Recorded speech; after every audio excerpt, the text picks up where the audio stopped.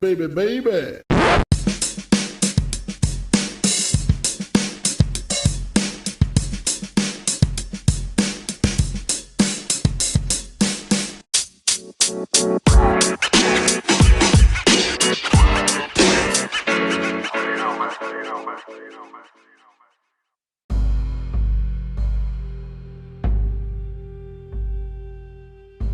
Good evening, podcast listeners. It is your boy, NotoriousSA, aka Steve Anderson, aka Denied as Moot. It is November 21st, 2020, and apparently the election is still happening, at least in some people's minds. The president and his lawyers think the election is still happening, and it turns out a significant portion of people also believe it's still happening, only to find out that the election is in fact over. But is it over? Is it really over? What does it mean for something to be over? Well, as I like to do on occasion, I like to start this off with a sports reference because I feel like that makes it easy for some people to understand. Imagine we're watching, and I'll just go with my usual, an NFL football game. Two teams, take your pick, whichever one you want, wherever you want. Let's just say that these two teams, wherever they want to be, we'll just say, I don't know, Team Biden and Team Trump. We'll just do that for fun. Let's say it is the fourth quarter. We are at the 2-minute warning, and Team Biden is up 38-14 with 2 minutes left. Now, imagine we drop that down to 10 seconds left and the score is still the same. Is the game technically over in either section? No. But there's a difference between the 2-minute warning being over and 10 seconds being over. In neither case is the game actually officially ended, quote unquote, because there was still time on the clock. But for the practical purposes of deciding who was going to win the game, the odds become insurmountable for Team Trump to score the necessary points to tie and or overtake Team Biden. And sure, it's theoretically possible for them to score 24 points within 2 minutes. It's not possible for them to score within 10 seconds. And if it sounds like I'm going too technical with this in regards to who has actually won the game, it's annoying, isn't it? But that's what I'm hearing from other news sources that I'm listening to. And mind you, while I do just try to consume as much information as possible from every different imaginable angle to improve my understanding of the world, the conservative news sources that I frequently check, whether it's conservative talk radio or conservative host on the internet or people that CNN, MSNBC, and even Fox News bring up, there seems to be this persistent attitude among many of them that because there is still technically time on the clock, they can say with confidence the election isn't over.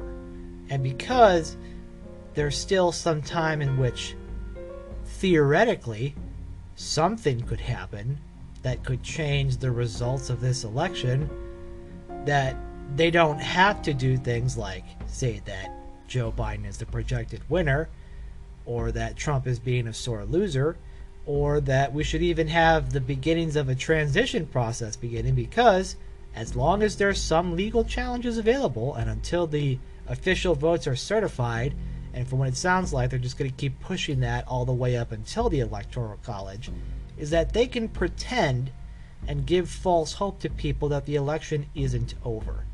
I don't really have to tell you that the legal effort that the Trump campaign is trying is every negative verb you can imagine, every negative adjective you can imagine, as in it's useless, annoying, irrelevant, not anywhere close to the scope of what they claim, false, while simultaneously arguing in courts of law something very different from what they're telling the public and the media sources that are covering them. And unfortunately, and I'm going to do this part first just because I want to get it out of the way, to remove any kind of credibility that those who are still down the election may think that they have in this scenario. I guess the election is not, quote unquote, technically over. As in, there are still these legal challenges that the president is initiating, which are often baseless and meritless and are just a waste of everybody's time. There's the actual physical process of counting all the votes in all the states, in which some states are taking a bit long than others due to the large backlog of votes that they have to go through, which includes mail-in and provisional ballots. And of course, there is the actual process in which the electors, i.e. the Electoral College, assembles in state capitals to vote the will of the state, and then for that information to later go to Washington, where the official counts are made and the actual vote that decides the presidency is cast.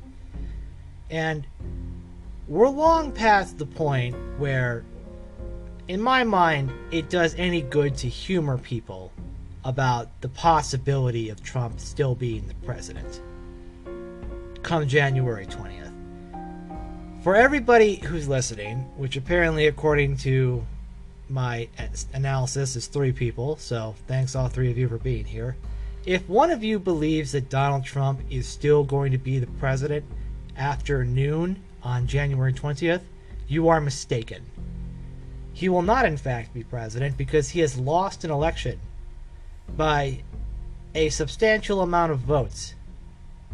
Legal, perfectly valid votes that are not going to get thrown out and that are not going to get changed. And while we are still in the final stages of the last bits of collection of votes for challenges to be drawn up and brought in before the official certification results go in to things like the National Archives and different state legislatures, while that process has not itself been completed, the idea that that process can result in substantial changes to who won is so unlikely that I would rather you try to buy a lottery ticket and get hit with lightning at the same time, because there are better odds of that happening than of Donald Trump being able to become legally elected president again after this term is over. And look, if you supported Trump, this isn't to hate on you or call you stupid or try to just belittle you in any way, shape, or form. I'm just relaying the facts to you.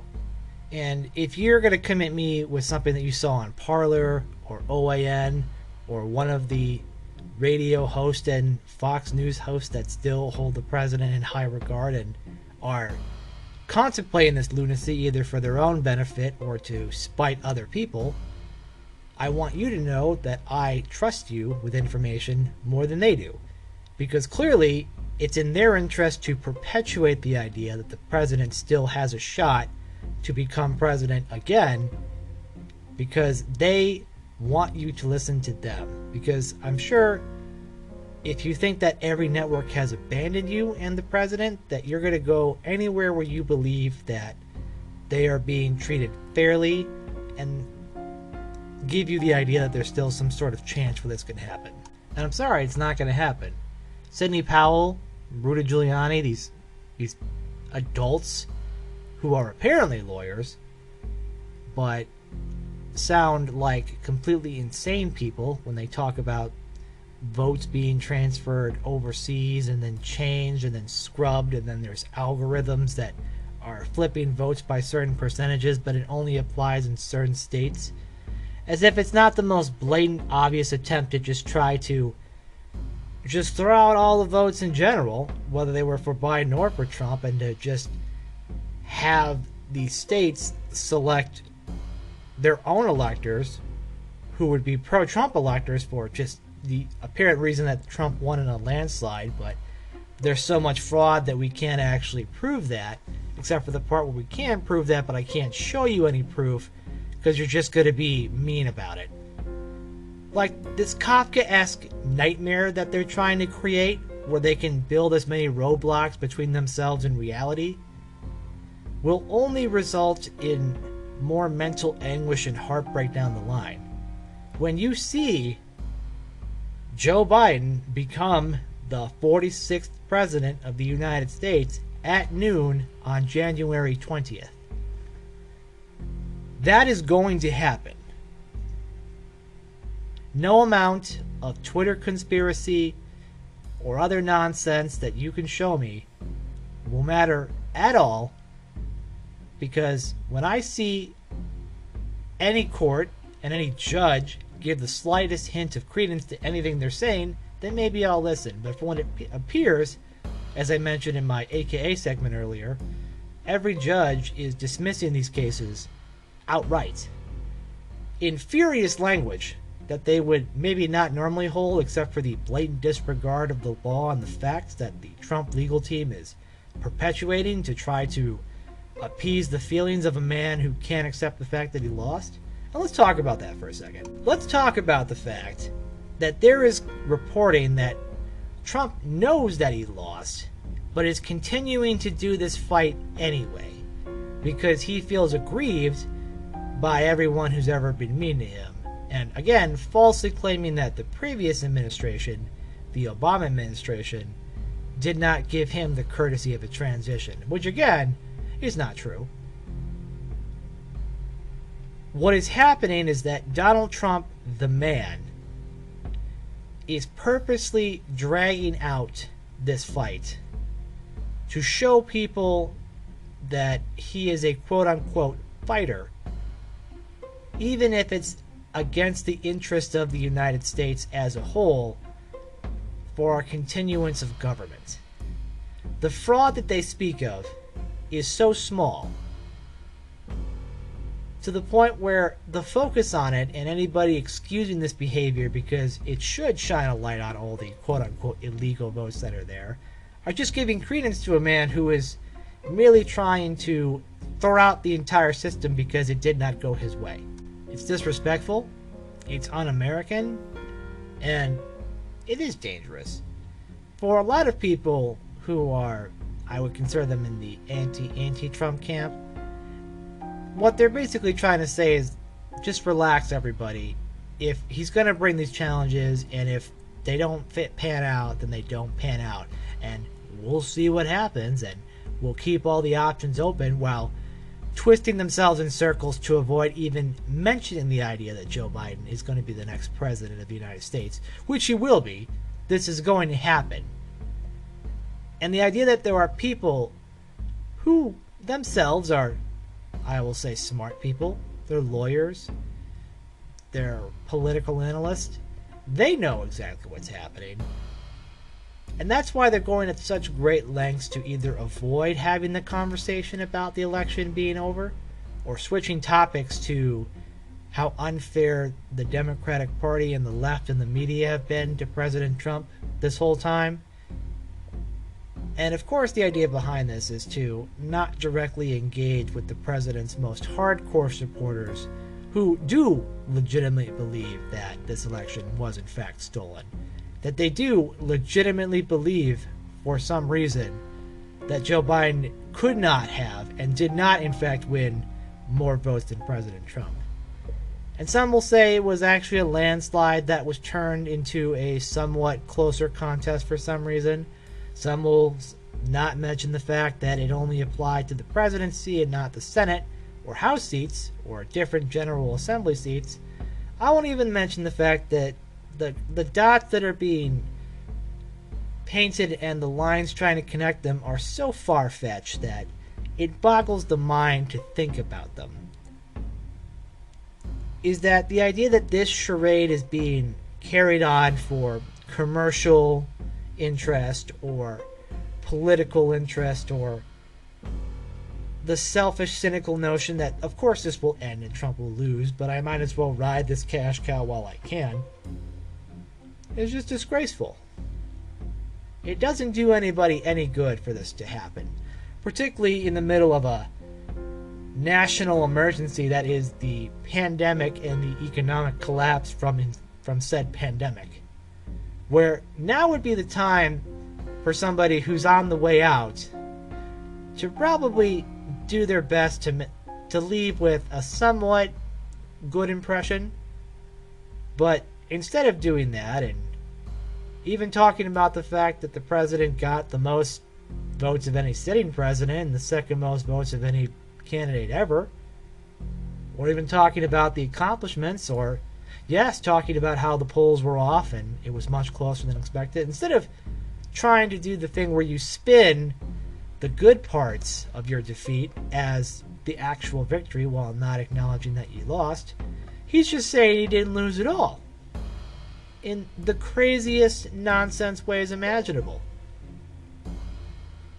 And yes, there have been some Republicans who have come out and said, this is bad, don't do this, it's bad for the country, we know Joe Biden won the election, we're looking forward to working with him.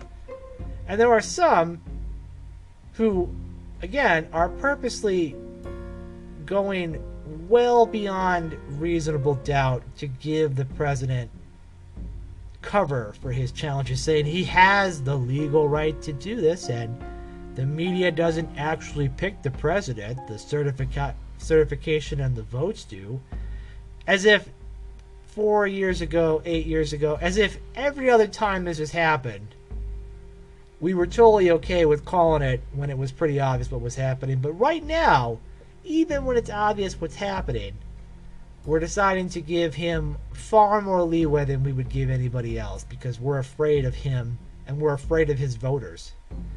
Even though you shouldn't be. He lost. He lost, and you won, most likely.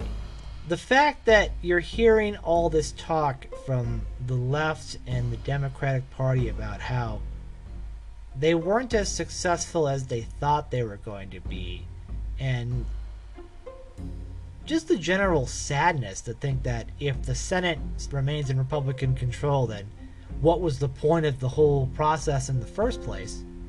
As if having somebody in charge of the executive branch of the government and being, the most powerful person in the world wasn't a major step in the right direction. And sure, you could argue that if I have divided government, it doesn't really matter. But clearly it does, because when divided government came with Trump, it definitely changed the entire conversation. There were shutdowns. There was an impeachment. There was a whole host of issues that did not get resolved.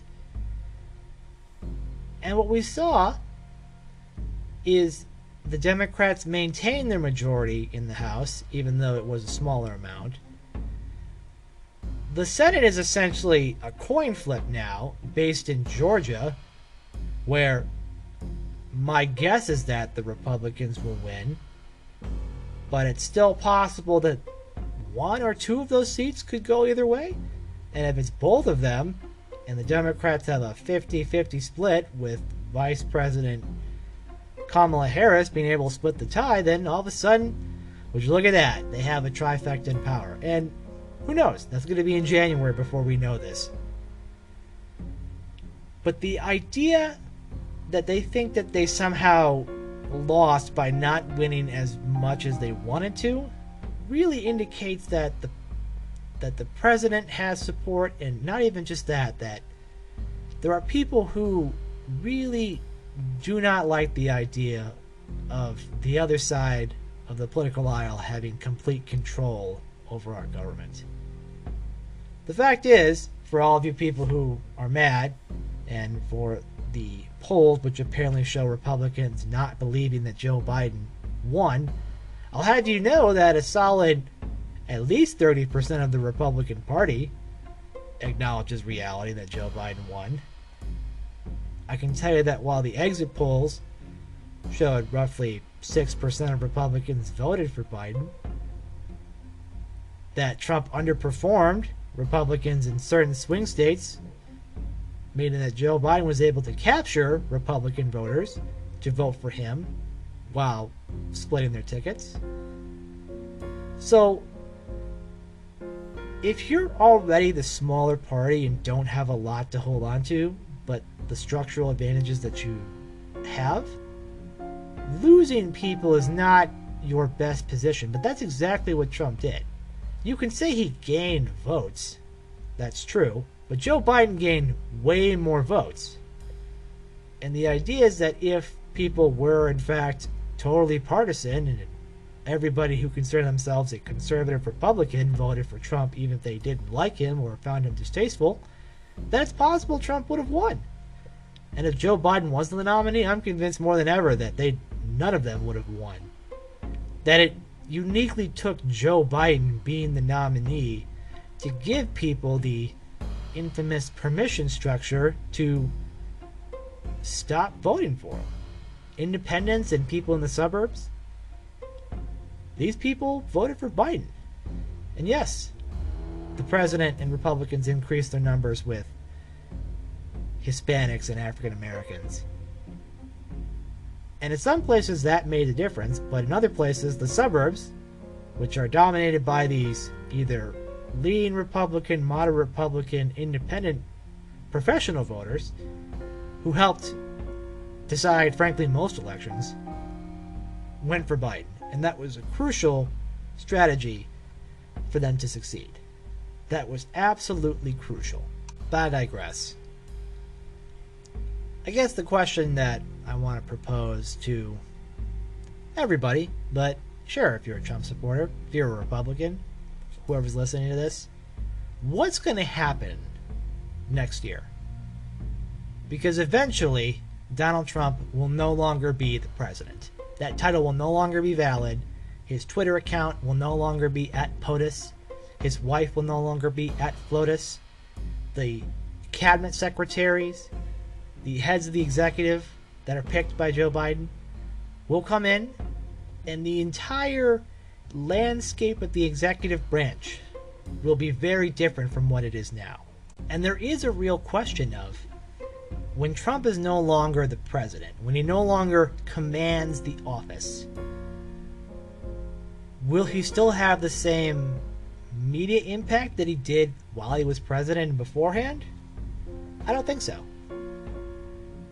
Part of the reason Trump was successful in getting to where he is was his ability to dominate all aspects of media, whether it be circumventing traditional media fact checks through Twitter and other social networks, whether it was his shamelessness and bombastic showman style that the media frankly was partnered in for years before he became president. And it was the Republican Party that, through its sheer size and apparatus and ability to function to win elections, helped get him into office in the first place. And frankly, all he's done since then is take credit where he deserves no credit and shift blame where he deserves all the blame. And his unique capacity to capture attention has slowly decreased over time. What does that mean?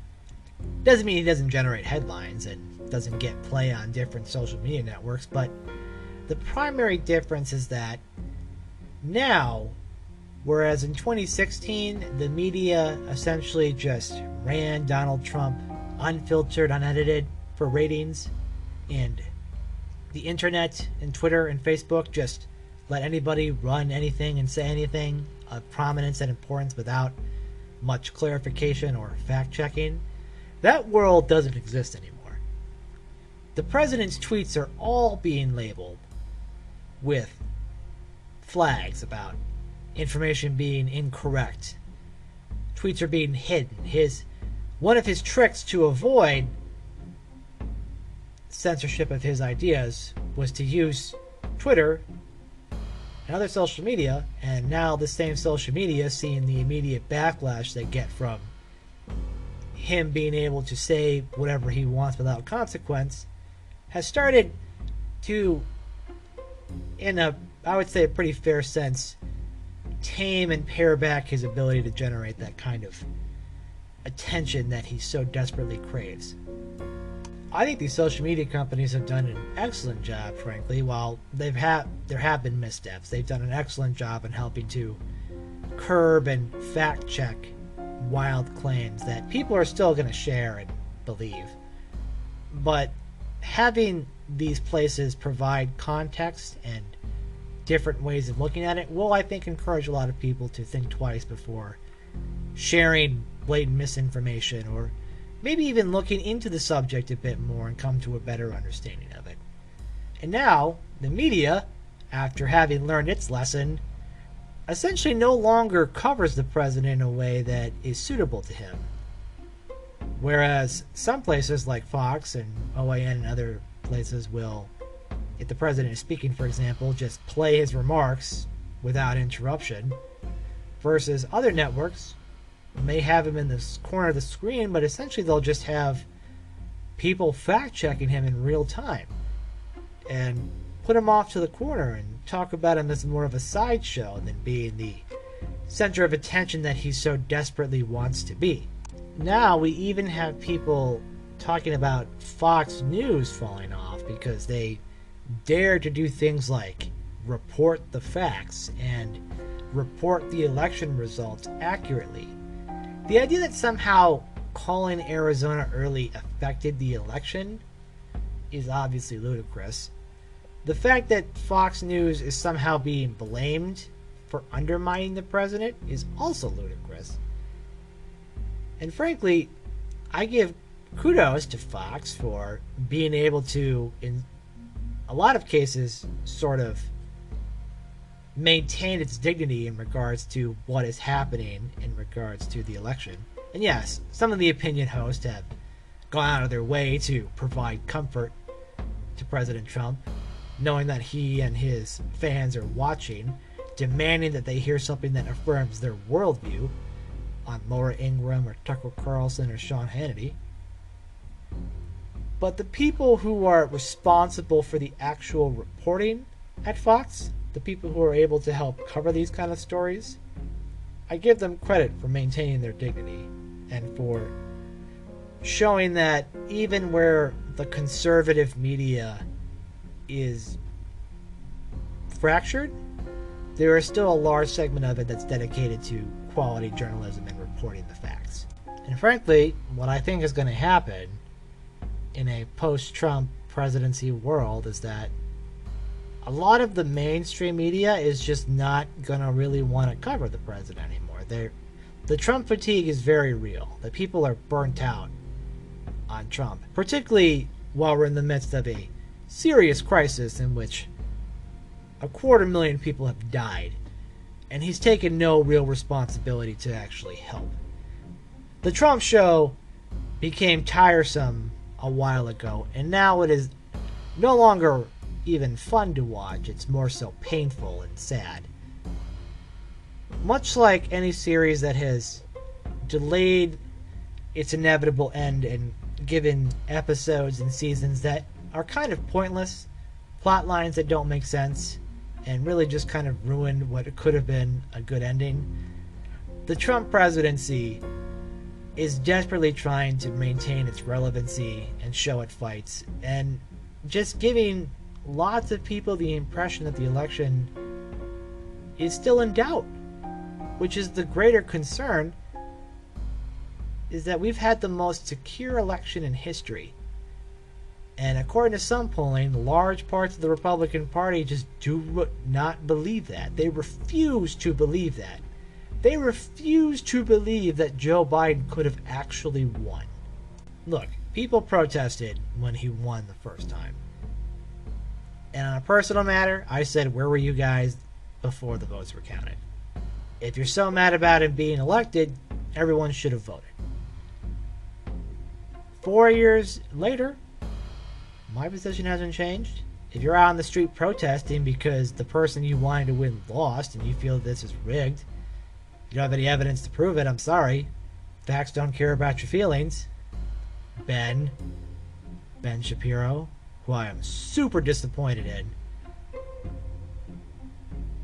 Like these same people, and you know what? I'm going to take Ben as a personal example just because he's one person that I listen to probably a bit more frequently than other conservative commentators, just because some of the things he talks about I feel like are a bit more relevant. And he can definitely call BS on things in ways that I think other media won't.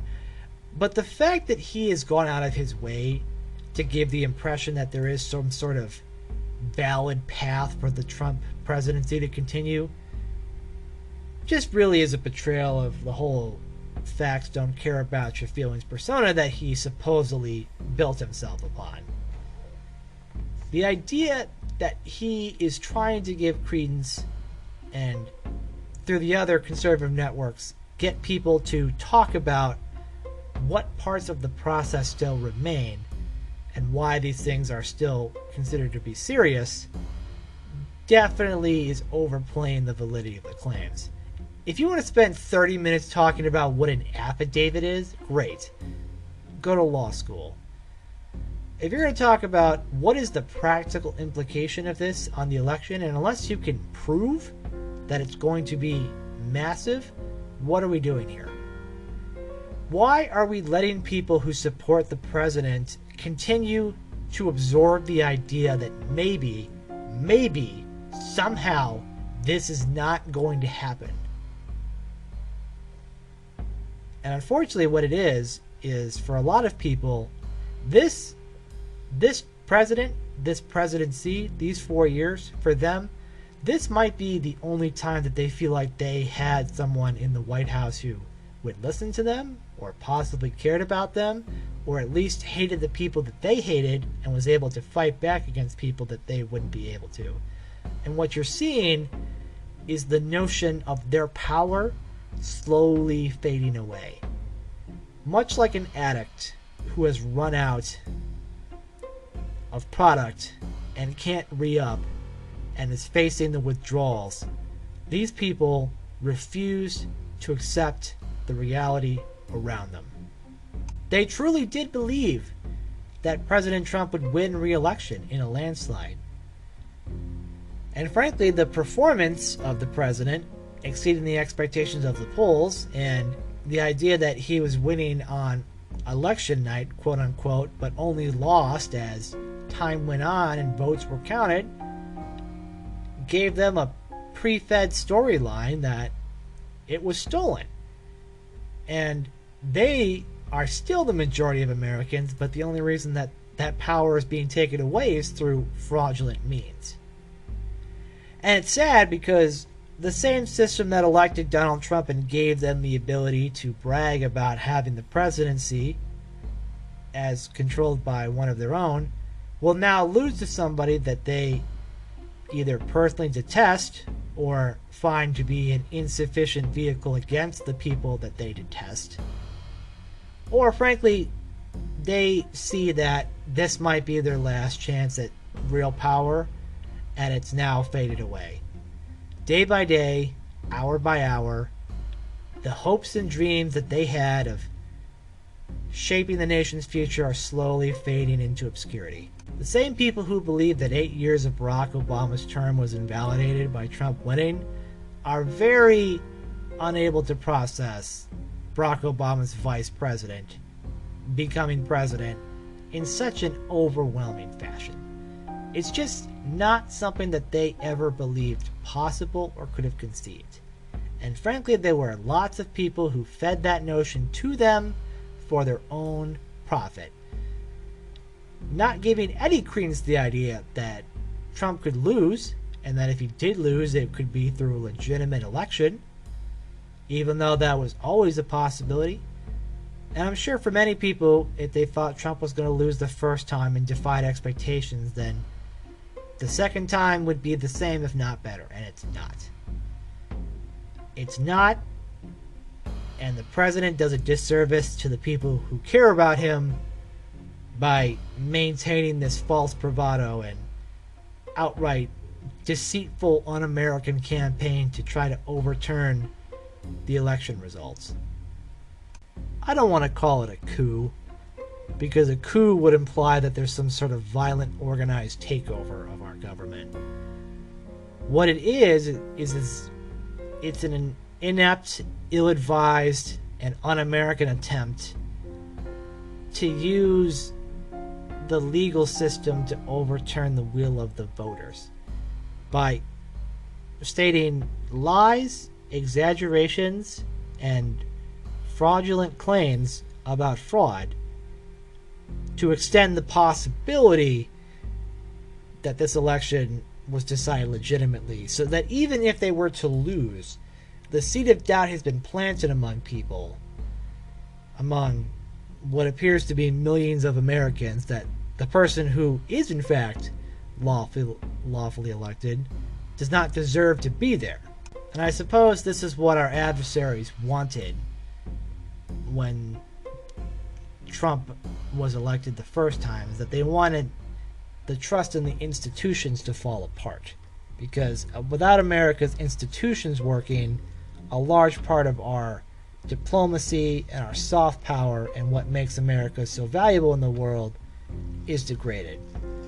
And for many people, when they saw that Joe Biden won, when you see multiple countries across the world celebrate with fireworks and bells and partying in the streets as if America was liberated by an ill-conceived adversary,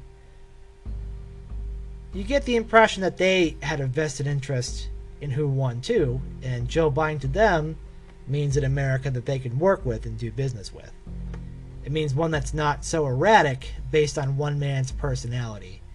And it is not an America first and America alone strategy of withdrawing from the world and saying to hell with the consequences of it. Part of me feels bad for people who have been so wrapped up in this world that they can't tell fact from fiction and have lost the ability to trust their own judgment and their own minds, because they set up the outcome first and then demand that the rest of the process meet the outcome. And unfortunately, that's a bad way to wrap your political strategies and your life around, because if the facts on the ground don't match the outcome, you're not going to be able to put the square through that round hole. You're not going to be able to make it work. And your brain will probably break as a result of trying to. Which, to me, is sad, because I would hope that people would be able to just take a few deep breaths, maybe realize that Joe Biden being president isn't the end of the world. Take some time to reflect on the fact that the Republican Party did pretty well in this election along with Joe Biden. That maybe it means that not all is lost. But at the same time, I see people who, through no provocation on my end, attack me and say that I am part of a conspiracy. That because I was a poll worker, I engaged in fraud. That I engaged in misconduct, and millions of other people across the country who helped in the electoral system are responsible for some terrible misdeed because their candidate lost. I find it insulting, frankly, that people who are adults, who I have seen and are responsible in their lives, say things like, I'm acting like I'm in a cult because I don't believe that the president won re-election. Me. I'm in the cult. That there is the world's largest, grandest, most extensive theft of democracy ever in the history of time happening right now. Something that, if it were true, would so fundamentally shake us to the core, I don't know if we could get through it without a constitutional convention.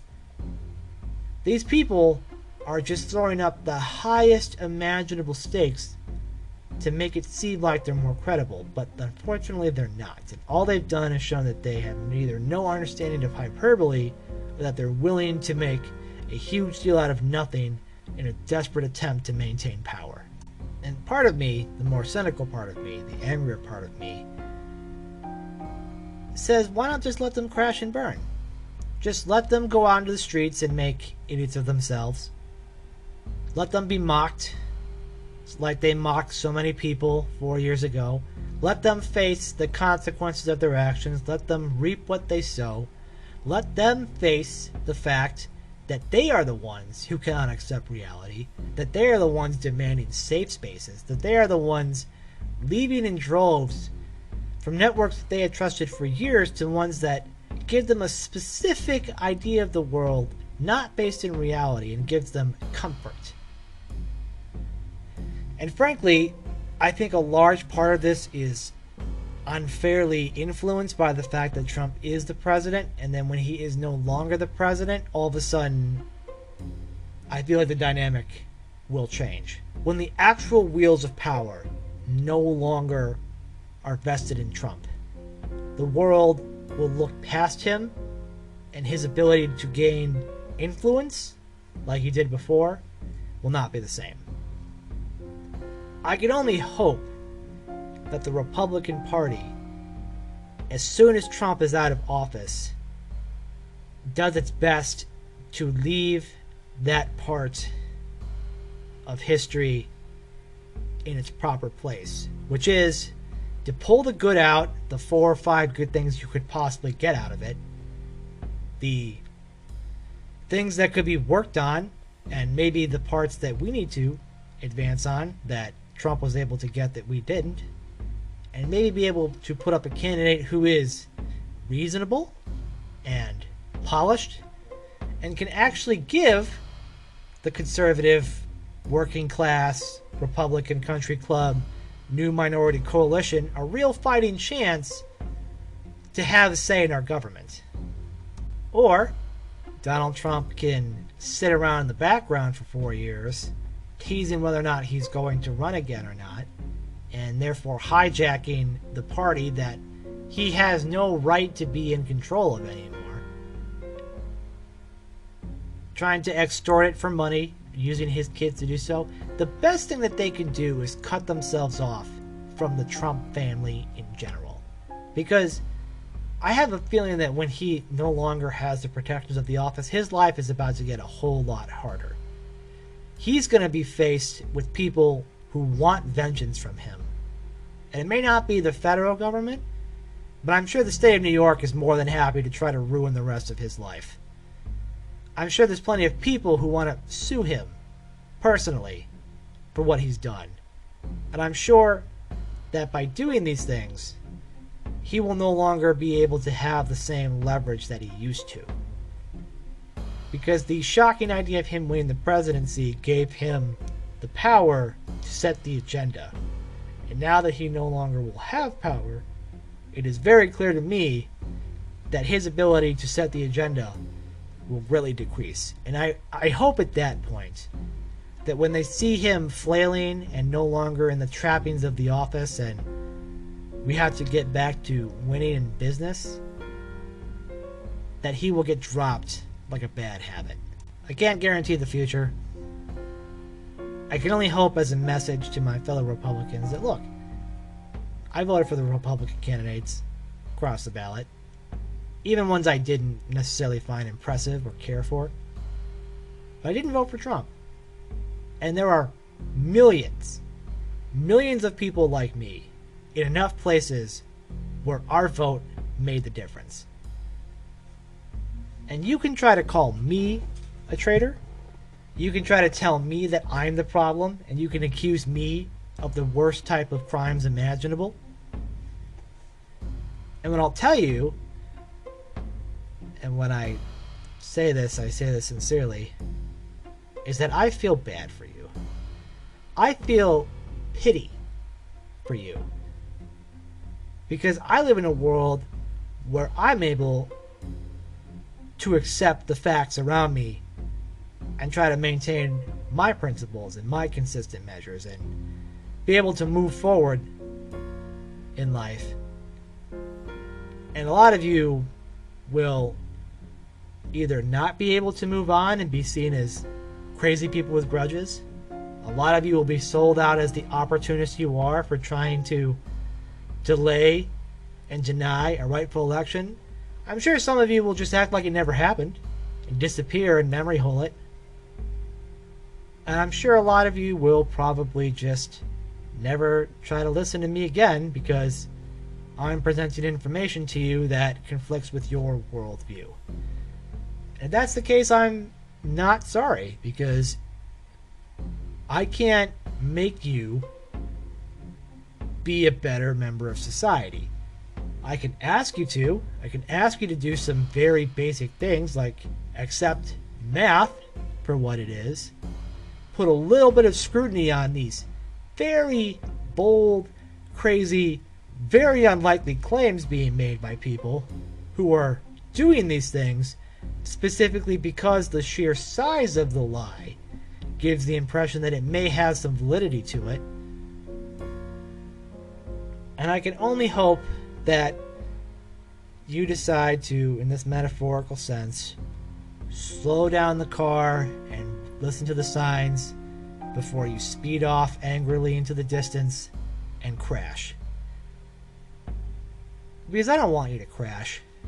I don't want you to feel your whole world collapse around you and face whiplash. I don't want that for anybody. I don't want people to do that to themselves, particularly when it could be avoided, but I really don't think a lot of people have any other choice. I think a lot of people are just going to crash and burn because that's the only way that they'll ever come to terms with reality. You know, the sooner you get there, the better, but the longer it takes, it's only going to be harder for you and harder for America. Like, look, you can say all you want about Joe Biden. He's old, he doesn't know who his grandkids are, he's not there most of the time, he's a Trojan horse for the liberals, whatever you want to say. But you gotta call him president-elect. And if you say that's not a real office, then why was Trump president-elect 4 years ago if it wasn't a real office? Oh, because he actually won the election? Well, why can't it be different now? Oh, wait, now you're being hypocritical. Of course. Everything that they've ever accused the other side of being, they are now engaging in. And unfortunately, a large part of this is all due to the fact that the man in the White House is setting an example for people that this is okay. Because he won, and they feel like that means something. And when I say won, he won in 2016. And almost won again, but he didn't. He lost by a lot, just to be clear. They believe that they're allowed to throw out their grievances without care of who they hurt or what it does, regardless of the factual accuracies of any of it. And they believe that this is their moment to try to maintain power. And the same way that they were salivating in the hours after the election in 2016 and waited for their man to take control of the Oval Office, the same people now desperately cling to the idea that they'll be able to make this work one last time. But they won't be able to, because that's not what happened. Because Joe Biden won the election fair and square. And unfortunately, a large segment of the Republican Party at the current moment doesn't believe that. And I would hate to say that a large part of the Republican Party has no basis in reality, but I don't know how much of the Republican Party is the Republican Party, and I don't know how much of it is people who support Donald Trump. As of right now, those things are kind of one and the same, with the obvious admission that because the president underperformed Republicans, there are enough people who do not support him to take him out of power, but to leave the other people in place. Which to me seems like a totally fine proposition. I believe the president's unique lack of character is part of the reason where we're at today. And sure, that may be part of his charm, and maybe that worked the first time, but it clearly didn't work the second time. And there's nothing that we can do besides wait for him to leave.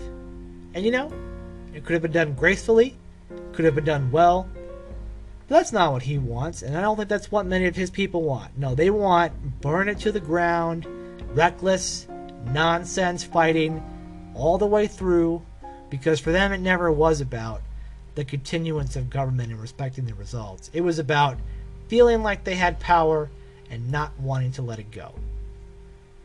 You know, to go back to my football metaphor, they can use the remaining timeouts. They can try to draw penalties. They can try to run out of bounds to delay the end of the game as long as possible, but at the end of the day, the score is the score, and the time frame does not allow them the mathematical possibility of winning. The only way that Donald Trump would win this election is for him and his allies to break every conceivable law imaginable and to force themselves to create this shadow electoral college to elect him as president or have the House of Representatives theoretically support him. As if anybody who has any understanding of how government works wants to do that for him. The man who cares little for anybody but demands loyalty of everybody wants these people to violate their oaths, the law, their own conscience, and the spirit of democracy itself so that he can maintain a job that he doesn't really even want. The man is just a sad, selfish waste of a presidency. He could have really done something. He could have won a second term and really may have cemented something, but he didn't. He lost by what's likely going to be the largest popular vote spread ever. And if you're saying the popular vote doesn't matter, good point. He's also going to lose the Electoral College by what would likely be the mirror version of this, but the fact that Trump won 304 votes and odds are Joe Biden will win 306 means he won't even actually have won more electoral votes or the same. What will matter is that Trump was able to win based on a low turnout year in 2016, and when given the option to give the people that trust him and the people who don't trust him a reason to support him en masse, he failed in that effort. He didn't drag other Republicans down with him, but he failed. He failed. He failed you. He failed the Republican Party. He failed the office that he holds. And I like to think he failed himself, but I don't think he really ever had an agenda to begin with. I feel like this whole thing was just a giant show for him to maybe enact the 3 or 4 things he maybe actually cared about, to get the praises and the trappings of the office, and to use it against his perceived enemies.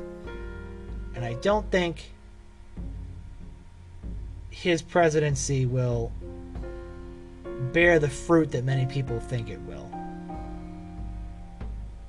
The notion that he is this rich, patriotic businessman who gave up his fortune and his personal life to save America is a narrative that a lot of people frankly have.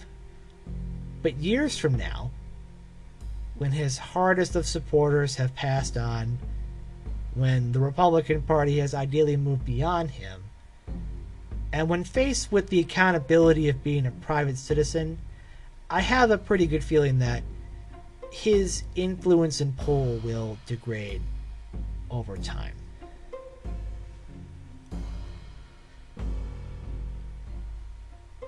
For people who are afraid of him staying in office past January 20th, I'd say don't be. If the courts have proven anything, it's that they are not having this. If the electors and the secretaries of state in other places are having their say, they're not having this, despite the death threats and the attacks from their own political party. There's enough people willing to do the right thing so that eventually this presidency will end. And say what you will of President Trump, his ability to get there, and the votes he generated, and his legacy with the Supreme Court, the man himself will be known as somebody who lost the popular vote twice, He'll have been impeached.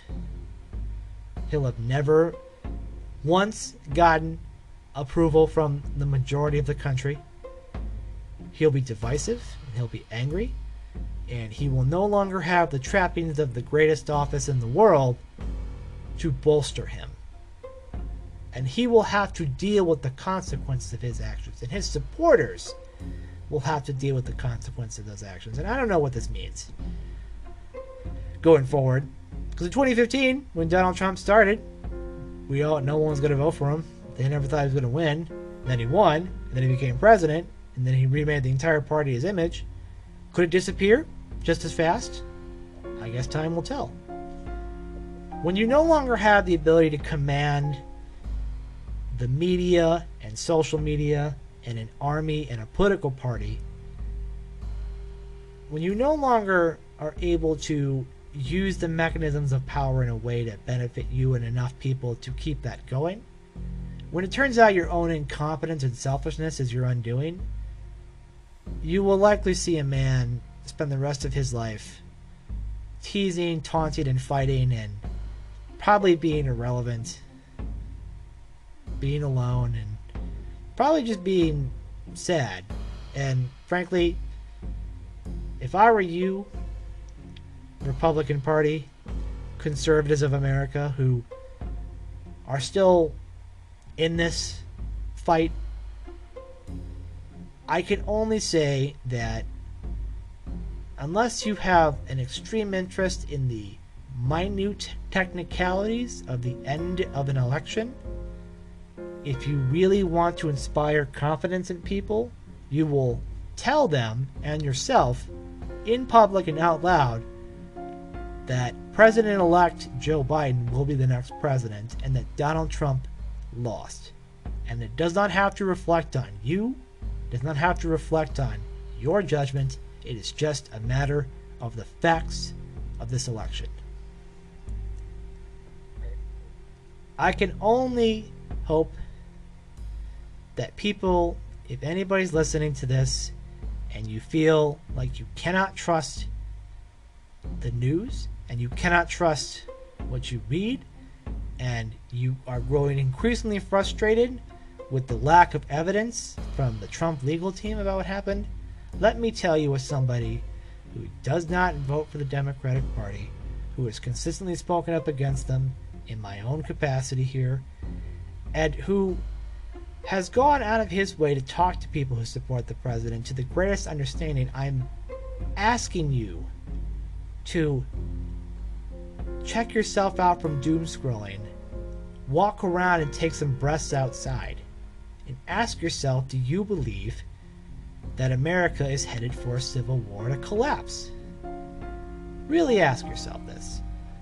Or do you think that maybe, just maybe, that there'll be some tweets, there'll be some anger, but eventually we will be overcome with the pandemic again, a new government will come into power, and then we will deal with it as it comes? Is it possible that Trump will be the second person ever to serve 2 non-consecutive terms? I guess it's theoretically possible. I'd say highly unlikely. I said the faster that we got to examining, taking the few good parts of Trump's presidency, whatever those may be, and trying to build something better for the future, the better it is for everybody. But I don't know. I'm just a guy with a microphone in front of my computer, talking out loud, hoping somebody's listening. And if you do listen, thank you. I know I don't do this as often as I should. Still working on the other podcast ideas I have, but I'm just trying to see where this is going, and I hope that whatever audience I do have eventually kind of picks up in a more significant way. But if not, I'll let you know. But if anything, this is a fun side project where I get to say my thoughts out loud and articulate what I'm thinking, and hopefully if you're listening you might enjoy it. So stay safe, everybody. Have a safe, socially distant, masked up Thanksgiving, Be responsible. Thank you for voting. And I'll see you the next time.